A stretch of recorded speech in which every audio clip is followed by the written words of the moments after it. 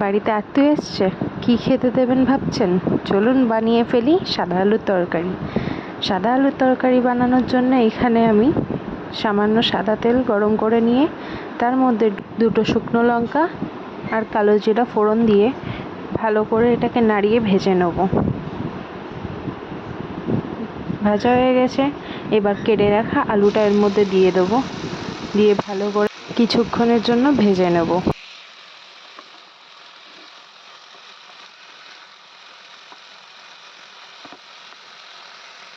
ভাজতে ভাজতে এরই মধ্যে স্বাদ মতো নুনটা দিয়ে দেবেন যতটা প্রয়োজন, দিয়ে ভালো করে আলুটার সাথে মিশিয়ে নেবেন।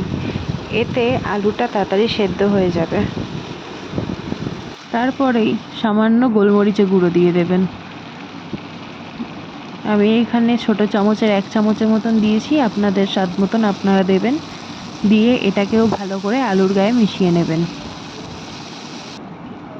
মিশিয়ে নিয়েই সাথে সাথে চিনি দিয়ে দেবেন, দিয়ে এটাকেও ভালো করে মিশিয়ে নিয়ে চেরা কাঁচা লঙ্কা দিয়েছি আমি 3টে, আপনারা চাইলে দিতেও পারেন নাও দিতে পারেন, কিন্তু একবার দিয়েই দেখুন, খেতে মন্দ লাগে না।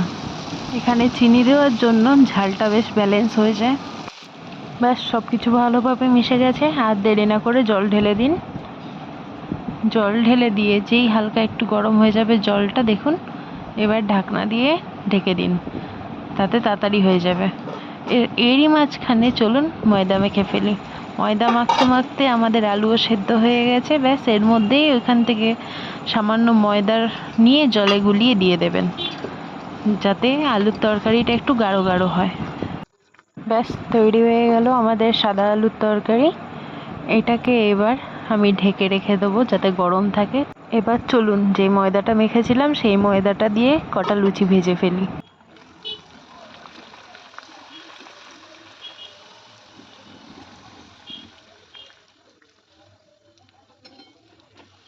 দেখুন তো লুচিটা কি সুন্দর ফুলেছে। এরকম ফোলা ফোলা লুচির সাথে সাদা আলুর তরকারি জাস্ট জমে যাবে। আর দেরি না করে দিয়ে দিন, আর বেঁচে থাকলে আপনারা খেয়েও জানাবেন কমেন্ট করে কেমন লাগলো।